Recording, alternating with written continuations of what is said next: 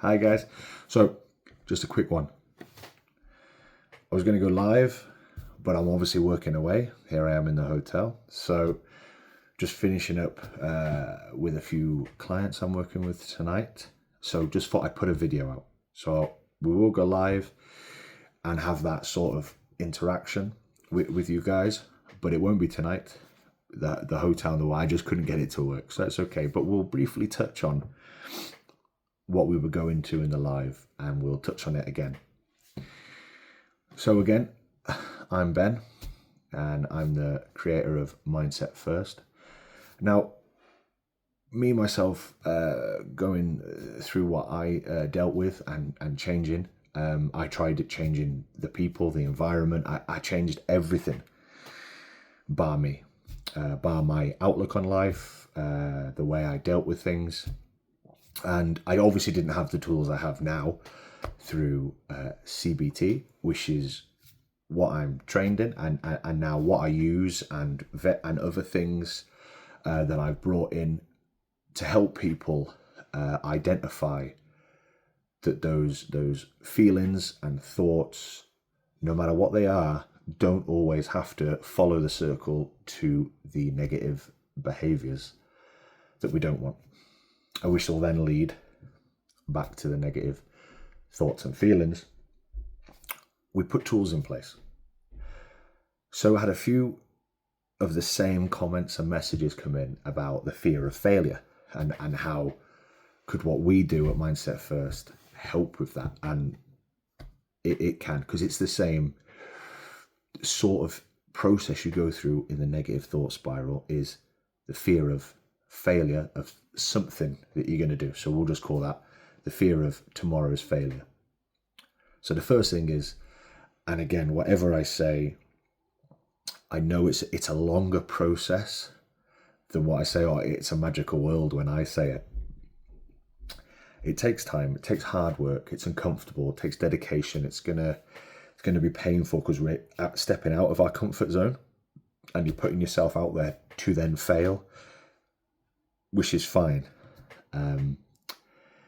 But that self doubt, that dread that we get, is what we want to change. So we like to say that excitement is just anxiety, but with a positive outlook. So you're excited. Oh, this is brilliant. Can't wait. We're going on holiday. It's going to be amazing, because the pool, the sun, the sea, you're having fun. And then anxiety is excitement again, but with the negative. So it's, somebody else might say, well, I'm going on holiday. It's going to rain. The plane could crash.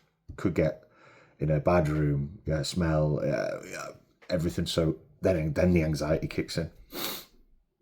So when we're thinking about the future, or the thing, as we'll call it, that we're worried about failing, our body will say, well, we know what to do, we know how to keep them safe, and we're just going to overthink, because when you're thinking, you're not acting. So that's the first thing. We want to write down there and then what the fear of failure is, and then write down, is what I'm thinking the actual 100% thing that's going to happen? And it's not, because there's so many things that could happen with whatever it is, but failing is the worst in your head. But that doesn't mean that that's the only thing. So we write that down. And again, I'm just making these simple for the video.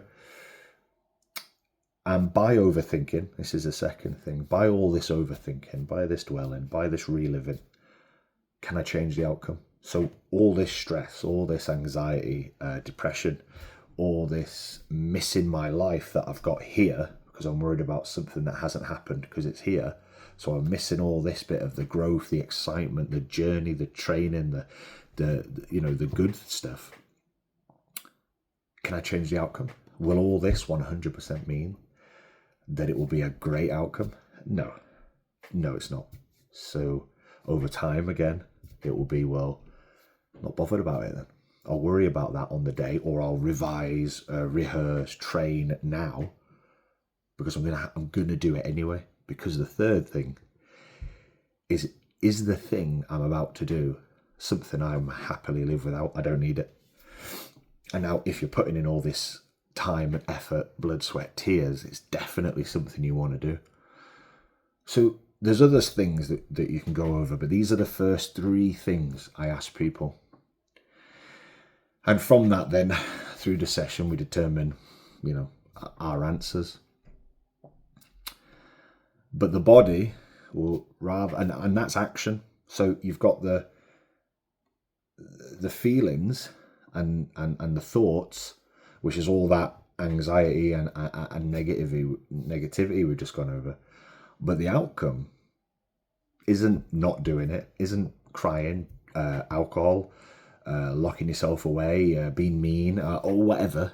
The outcome is those 3 positive behaviors. So then the feelings will be, oh, okay, good, in time. Okay, this isn't a one trick, a cookie cutter that's going to work for everyone. So in time. So then the behavior is positive. That's what we do. We want to step in and put in place some tools that you can use. Because our body, if we're in that negative mindset, will associate growth and moving forward with danger, because you could fail. So as soon as that becomes a danger signal to the body for fight and flight, anything outside of our comfort zone gets riddled with anxiety, negative thoughts, and you don't end up moving forward. I did it myself. A week, a month, a year, and before you know it, years go by and you haven't moved forward, you haven't progressed, and you haven't done that thing because of all this. And again, it took me time, but with these simple steps to put in and try and rewire and break the way my mind worked, it did. So just like doing these videos and speaking to people and going out and doing talks, they worry, they're scary, because people could laugh, people could ridicule, people whatever, how things could happen. But then we need to ask ourselves, why do we value what the other people think and say? Now, if I'm in a room with 30 people, is all 30 people gonna 100% like me and what I'm doing? No, they're not, and that's fine. Because not everyone you meet in life is gonna like you, and you're not gonna like everyone, and that is fine. That's good, that's healthy. But those people that don't like what I'm about, don't like what I'm doing, don't like me, do I then need to worry about what they then have to say or do? And it's no, because they're not who I want to be, they're not where I want to be, and they're not doing what I want to be.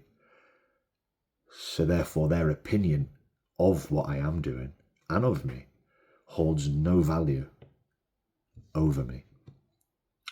Again, that takes time, because you do care. I care. The comments, the negative ones, and the thing. Obviously, I care. But and again, in a room full of 30, let's say 5 don't like it and whatever. But 25 do. 25 do. So if I never did it again, what about those 25 people? They have to suffer because of the fight. It's needs of the many outweigh needs of the few. So once we've asked that, and again, I've made that sound like it will be fixed like that. It won't, but we're aware of that and we work at it. And again, when I'm doing these talks and things, I can only judge on myself because there's no one to interact with. That's why I do like the lives, and I will sort this problem out. But it's always the little things we don't think will help that will end up making the biggest difference. And it's just about stopping and thinking. There's nothing wrong with stopping and just taking a breath and having a think and resetting. Same, if you get those feelings and those emotions and thoughts, and then you go, oh no, instead of just reacting, because that will just be muscle memory, what you've done before, it could be the complete wrong reaction. So that's why you just stop. You just take a breath, you write some stuff down, you go over your tools, and then in time you don't have to write it down. It's all done in your head. But at first, I find it's much easier to write everything down. But now I'm doing things quick, years of doing it, doing these calculations in my head and going through my checklist in my head. So that's just a brief. We'll go into that more in more detail on the live that's going to come up. And I have been asked to do some more talks. So I'm just trying to network and find some good venues. So I will, and I'll let you know about them. And yes, obviously the end goal is to have a bit of a podcast. So thank you again. Yes. And any questions, please get them in. There's never a stupid question, even if you think it might upset or be a negative. Ask the question, because the end goal is that we're perfectly fine with somebody asking a difficult question or saying something, because we're happy. We're in control of our reactions, our emotions, and we can move forward, because you can't control what anyone does or says to you, only how you react to it. So in time, you want to be able to have any question asked, because it's not always a place of like malice. It's not always from a negative place. People just ask questions because they're inquisitive. So yeah. So like I said, sorry about the live. I'll get that sorted. And failure, it's nothing to fear. You've heard it all a million times. How many times somebody failed before they did the big thing, the invention, or the run or the marathon. It's about failing.